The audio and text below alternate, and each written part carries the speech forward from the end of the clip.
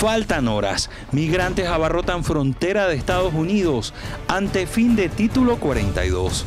Viaje fatal. Confirman nacionalidad venezolana de 6 víctimas en Brownsville.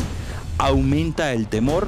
Provea sostiene que Maduro fracasa en táctica dilatoria ante la CPI.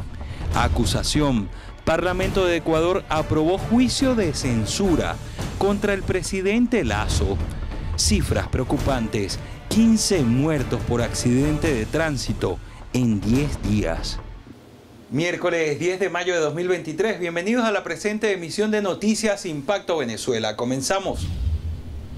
Miles de migrantes se concentran en la frontera entre México y Estados Unidos. Esto para ser procesados o de lo contrario serán deportados ante la llegada del final del título 42.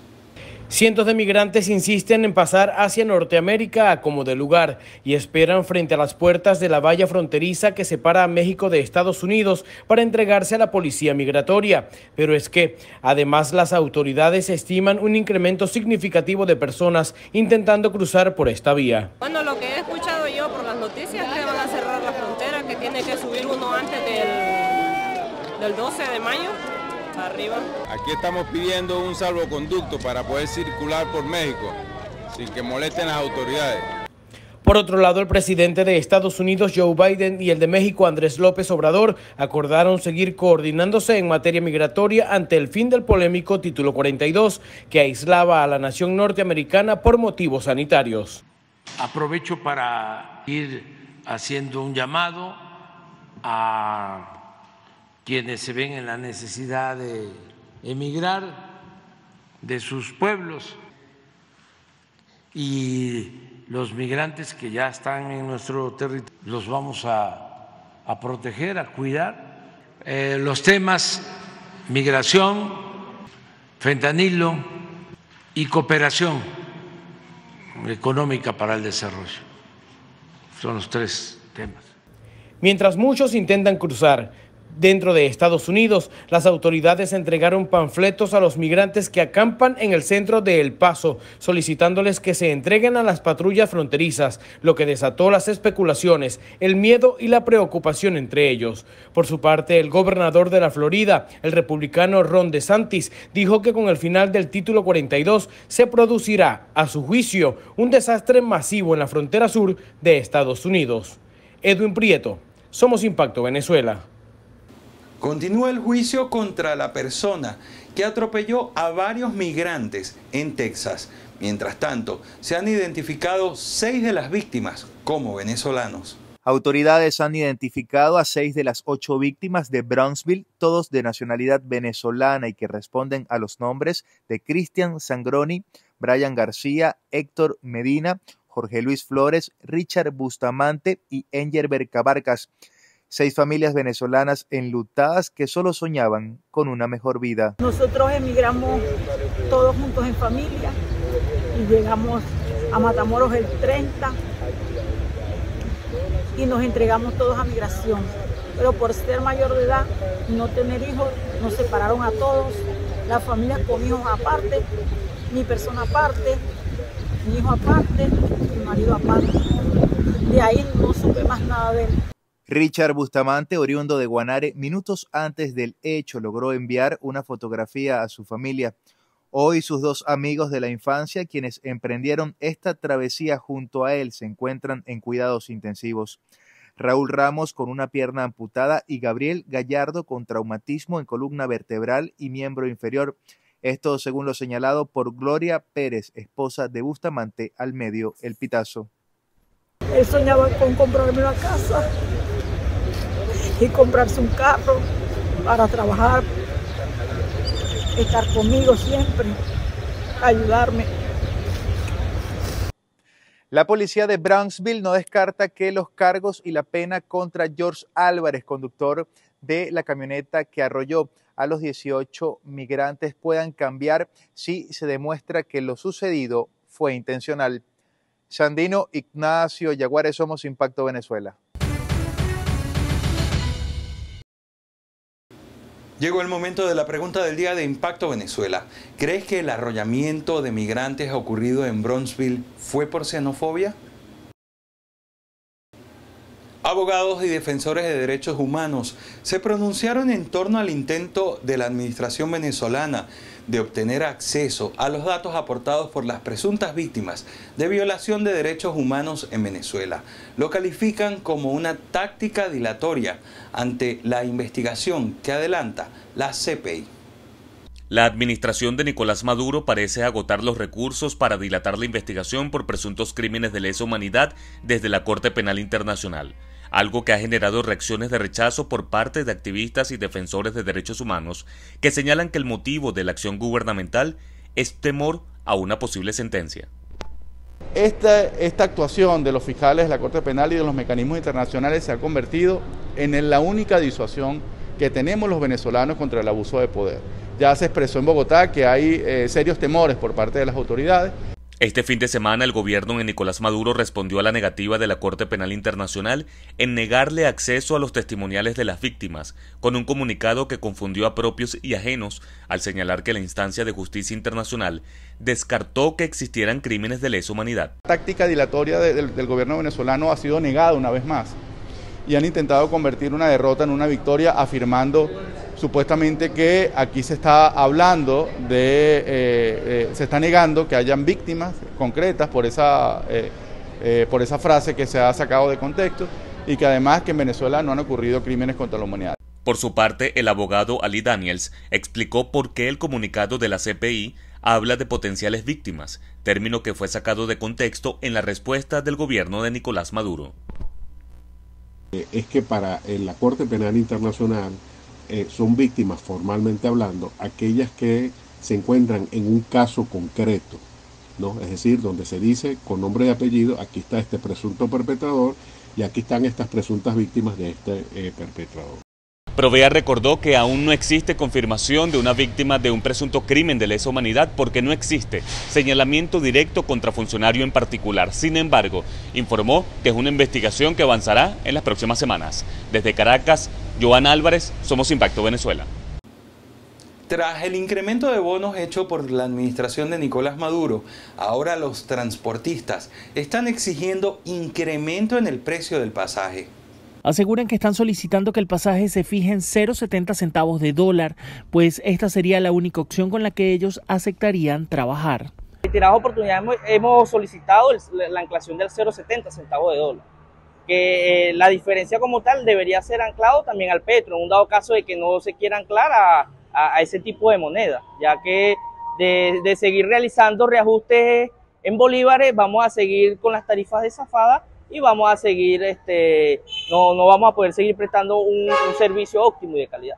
También los encargados de rutas urbanas manifestaron que es necesario que se apruebe ese ajuste, ya que en la actualidad es imposible mantener una unidad con el ingreso que ellos actualmente están percibiendo. Nuestro ingreso se ve mucho más mermado en cuanto a la adquisición, la posible adquisición de parte y autoparte. Por tal motivo, consideramos que es indispensable que se tome en consideración un ajuste para nuestra tarifa, ya que de no existir dicho ajuste, las unidades que están prestando servicio actualmente, que ha bajado considerablemente la cantidad, seguirá bajando y no podemos seguir prestando un servicio eficiente a la colectividad. También otra de las problemáticas que ha venido denunciando el sector transporte ha sido la falta de combustible. Precisamente en estaciones subsidiadas ha desaparecido, razón por la que ellos han tenido que comprar el carburante en 0.50 centavos de dólar. Para Impacto Venezuela, Ramón Vélez. Bielorrusia y Venezuela continúan incrementando su cooperación a pesar de las deudas en dólares por petróleo. En Táchira ocurrió la firma de un convenio en el cual se entregará maquinaria y materiales agrícolas para la producción de alimentos. La carta de intención fue firmada por el gobernador de Táchira, Freddy Bernal, y el embajador de Bielorrusia en Venezuela, Andrei Leonodovich Molchan. Los proyectos de intercambio entre las naciones van desde pan, piña, carne hasta carbón y fosforita. a cambio de tecnología, maquinaria pesada y fertilizantes. Según las partes, la guerra Rusia-Ucrania no afecta en lo absoluto estos acercamientos. Primero, siempre lamentamos la guerra, por supuesto, pero no tiene ninguna influencia sobre eso. Al contrario, como esto ha impactado la economía, hace falta carbón en Europa del Este y nosotros tenemos, hace falta fosforita y nosotros tenemos, nosotros nos hace falta fertilizante y ellos lo tienen. Entonces, al contrario, lamentablemente, bueno, hay la guerra, pero eso genera otro tipo de negocio. El diplomático bielorruso aplaudió los acercamientos con Táchira por su ubicación geográfica estratégica. Hablo que quiero decir que nuestra cooperación especialmente con Estado Táchira tiene muchas perspectivas en potencial. Con otros estados de Venezuela, este potencial puede ser no tan menor, no tan interesante. Bielorrusia es aliado de Rusia frente a la guerra con Ucrania y al igual que Venezuela tiene un centenar de sanciones por Estados Unidos y países de Europa. En Táchira, Marine Glot, Somos Impacto Venezuela. La Asamblea Nacional de Ecuador aprobó llevar a juicio al presidente Guillermo Lasso por presuntos nexos con corrupción y malversación de fondos de empresas públicas. Con el voto de 88 legisladores de 116 presentes, 23 en contra y 5 abstenciones, se aprobó la moción presentada por la legisladora Viviana Veloz del movimiento Unión por la Esperanza, que lidera el expresidente Rafael Correa. El pueblo merece justicia y el pueblo merece que esta Asamblea Nacional se conecte con la realidad, porque hemos probado la responsabilidad política del presidente de la República, Guillermo Lasso. Con esa votación, el Pleno de la Asamblea resolvió enjuiciar políticamente al presidente de la República por la infracción constitucional de peculado admitida a trámite por la Corte Constitucional. Sin embargo, el asambleísta Fernando Villavicencio defendió que no se ha podido probar que el mandatario haya cometido peculado. La resolución se alcanzó con el concurso de varios grupos políticos, sobre todo del opositor UNES, el Partido Social Cristiano y el movimiento indígena Pachacuti. La oposición, liderada por el movimiento de izquierda Revolución Ciudadana del expresidente Rafael Correa, acusa a Lasso de cometer un presunto peculado en el manejo de la estatal flota petrolera ecuatoriana mediante contratos celebrados entre 2018 y 2020. En los primeros 10 días de mayo, al menos 15 personas han fallecido producto de accidentes de tránsito solo en la Gran Caracas. Leonardo Vargas tenía solo 24 años de edad, era jugador de fútbol y también bartender en la urbanización El Hatillo, ubicada al sureste de Caracas. Según su padre, el joven estrelló su motocicleta contra un poste en el distribuidor El Cienpie, en la autopista Francisco Fajardo. Su muerte fue la quinta en apenas 72 horas en la mencionada autopista, o sea, la Francisco Fajardo. Esta se une a la Valle Coche y también a la autopista de los túneles como las de mayor incidencia. En todo caso, es preocupante el ritmo que viene presentando este número de muertos durante estos primeros 10 días del año. En consecuencia, debemos recordar que hay un precedente importante, y es que durante los primeros 4 meses de este año, las personas muertas por accidentes de tránsito han superado a las muertas por homicidio, tal cual como lo hemos venido sosteniendo en los últimos tiempos. En Caracas, Santiago Gutiérrez, Somos Impacto Venezuela. Ahora vamos con información internacional en el mundo en 60 segundos.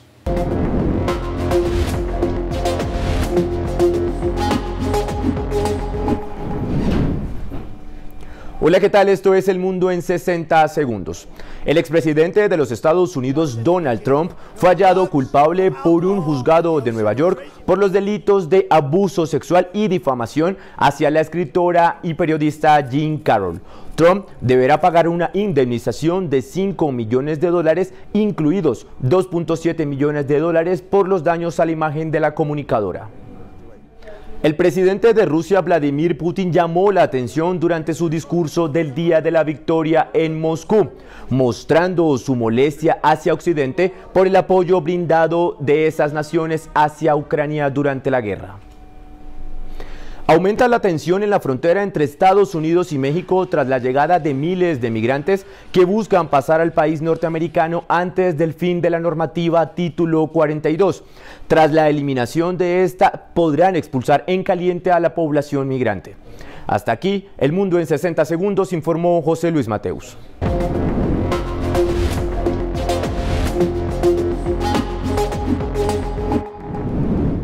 Nuestros aliados de RPTV nos traen Colombia en vivo. Hola a todos, bienvenidos a Colombia en vivo. Un juez anuló la solicitud del abogado de John Poulos de anular el caso por el crimen de la reconocida DJ Valentina Tres Palacios, decisión que tomó al determinar que a Poulos no se le vulneraron los derechos durante las audiencias preliminares del caso. En la ciudad de Cali, un hombre provocó de manera intencional un incendio forestal de grandes proporciones que afectó el Cerro La Bandera. En las imágenes de cámaras de seguridad quedó captado el momento en el que el hombre enciende una mecha para iniciar el incendio. Las autoridades están tras su pista. Tomó posesión el nuevo director de la Policía Nacional. Se trata del general William René Salamanca, quien asumió el cargo luego de la destitución del también general Henry Sanabria. Hasta aquí, Colombia en vivo, informó José Luis Mateus. En nuestra sección de farándula, Bárbara Orozco entrevistó a un productor musical venezolano que ahora será cantante. Así es, y es que hoy tenemos el agrado de conocer al artista urbano Thanatos, quien ha aprovechado los difíciles momentos de su vida para cumplir sus sueños. Andrés Urbina es un productor musical, ingeniero de sonido y cantante que dio sus primeros pasos en el 2007 junto a Cipro, Hipno, entre otros. A mediados del año 2011 mi amigo Hipno muere. Él es la persona a la cual me influenció a ser productor musical y beatmaker. Y cuando él muere, a mí me queda la responsabilidad de seguir su legado como productor. Su trayectoria en el mundo urbano lo hizo destacarse y trabajar con grandes artistas. Como Gona, Requesón, Apache, La Eminencia, Fly Sinatra, Capela y muchos más. Trabajé también con Neutro. En mi experiencia como productor musical he trabajado con grandes exponentes.